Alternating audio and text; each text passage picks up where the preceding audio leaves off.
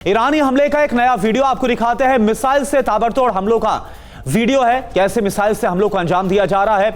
Israel पर लगातार Iran घातक हमलों को अंजाम दे रहा है और ईरान ऐसा करने में कामयाब भी हो रहा है। सबसे बड़ी बात यह है, तो इजराइल पर लगातार बड़े और घातक हमले किए जा रहे हैं। ये देखिए आप तस्वीर इस वक्त आपको हम दिखा रहे हैं। ईरान की तरफ से ड्रोन और मिसाइल के जरिए इजराइल को दहला दिया गया है। मिसाइल से ताबड़तोड़ हमले का यह वीडियो एक साथ आप देखिए, एक साथ दर्जनों मिसाइलें इस वक्त आपको नजर आ रही हैं इजराइल के आसमान में। ने जंग में उतारी है सबसे खतरनाक मिसाइल। अमेरिका और इजरायली ठिकानों पर इसके जरिए हमला किया गया है। अमेरिकी डिफेंस सिस्टम को चकमा देने में सक्षम है वो मिसाइल जिसे ईरान ने उतार दिया है हमले के लिए।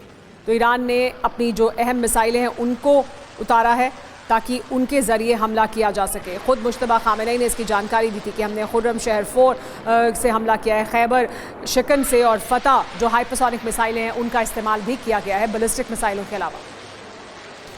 और इसके अलावा एक और बड़ी खबर, ईरान ने इजराइल पर हमलों को और तेज कर दिया है। तेल अवीव के कई ठिकानों को टारगेट पर लिया गया है।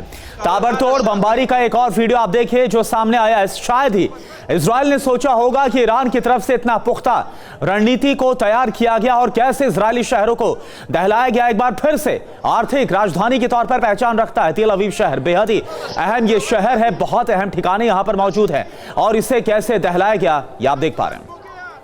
इस बीच एक और बड़ी खबर, अमेरिका के वित्त मंत्री स्कॉट बेसेंट ने बयान दिया है आज ईरान पर होगा सबसे बड़ा हमला, हमारा सबसे बड़ा बमबारी अभियान होगा, ईरानी मिसाइल लॉन्चर को तबाह कर देंगे। देखिए ये कहा गया है आज ईरान पर सबसे बड़ा हमला होने वाला है। तो क्या होगा इस हमले में, ये है बड़ा सवाल। ईरानी मिसाइल लॉन्चरों को हम तबाह कर देंगे। हालांकि अमेरिका पहले दिन से ये कह रहा है कि हम लगातार जो ईरान के मिसाइल लॉन्चर हैं उन्हें तबाह कर रहे हैं। क्या पूरी तरह से खत्म कर देंगे? अमेरिका के वित्त मंत्री स्कॉट बेसेंट ने यह बयान दिया है कि आज बड़ा हमला होने वाला है ईरान पर। और आइए अब आपको जल्दी से अपडेट दे देते हैं। युद्ध का 8वां दिन, जंग के 9 अपडेट इस दिन क्या कहते हैं। रात भर तेहरान में इजरायली हमलों से तबाही हुई है, इस वक्त का सबसे बड़ा अपडेट ये है। इसके अलावा तेहरान में मेहराबाद इंटरनेशनल एयरपोर्ट को तबाह कर दिया गया है। तो देखिए रात भर तेहरान में हवाई हमले हुए हैं, एयरपोर्ट पर हमला किया गया है। इसके अलावा ईरान के शिराज में एयर डिफेंस बेस भी ध्वस्त कर दिया गया है। चौथा अपडेट यह है कि बगदाद में अमेरिकी एयर बेस पर हमला हुआ है। यूएस और इजरायली हमले से ईरान में 1322 लोगों की मौत हुई है। अमेरिका ने 3000 ईरानी सैन्य अड्डों को टारगेट किया है। इसके अलावा अमेरिकी हमले में अब तक 43 ईरानी युद्धपोत डूबे हैं। जंग में अब तक 6 अमेरिकी सैनिकों की मौत हुई है। लेबनान में हिजबुल्लाह के 250 ठिकानों पर इजराइल ने हमले किए हैं। बिल्कुल सुमेरा, और देखिए एक और बड़ी खबर बताएं, हमले में 1332 लोगों की अभी तक मौत, 180 ईरानी बच्चों की मौत का दावा। और ईरान ने यह बाकायदा कहा भी था यूएन के अंदर कि कैसे उसके स्कूल पर हमला किया गया जिसमें बड़ी संख्या में बच्चों की मौत हुई। 20 से ज्यादा स्कूलों को नुकसान पहुंचा, 13 हेल्थ केयर सेंटर हमले में तबाह हुए। ईरान के घनी आबादी वाले इलाकों पर 2000 पाउंड के बम गिराए गए। एयरपोर्ट, स्कूल, अस्पताल, हेल्थ केयर सेंटर, रिहायशी इमारतों को टारगेट पर लिया गया। क्रिमिनल वॉर को रोकने के लिए कोई भी कोशिश नहीं हुई अभी तक। यूएन में ईरान के प्रतिनिधि अमीर सईद का यह बहुत बड़ा दावा।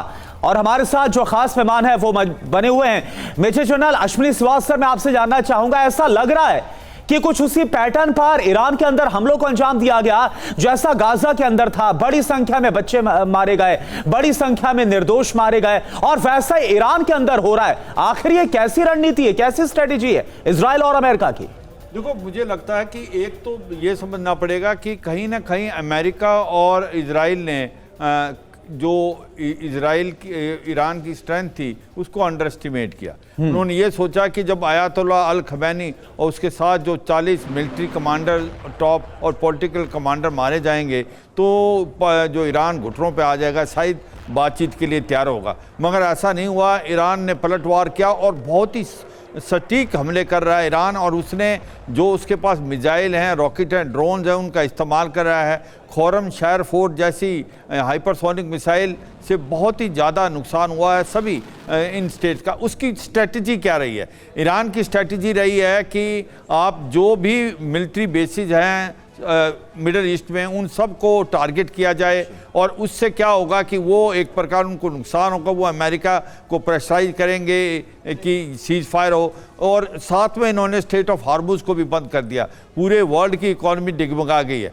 ऐसे में ये भी सच्चाई है कि अमेरिका और इजराइल हमले कर रहा है, और ऐसे हमले कर रहा है जिसके अंदर बहुत सिविलियन मारे जाए ईरान में। कौन भूल सकता, 100 से ज़्यादा लड़कियों को, बच्चियों को मारा गया स्कूल में। ये इससे ज़्यादा दर्दनाक चीज़ क्या हो सकती है। एक और बड़ी इंपॉर्टेंट चीज़ है कि आज की तारीख में ये रीजनल वार बन गया है, इसमें कोई नहीं, मुस्लिम वर्ल्ड में इसके साथ अजरबैजान भी और तुर्की भी और कहीं ना कहीं साइप्रस भी है। क्या ये एक वर्ल्ड वार की तरफ जा सकता है? मुझे नहीं लगता। क्यों? क्योंकि ईरान वर्सेस रेस्ट है, ईरान अकेला ही खड़ा है। रीजनल वॉर बन चुका है, वो साफ तौर पर दिख रहा है, और इसका कितना दबाव होगा अमेरिका पर, ये देखना है।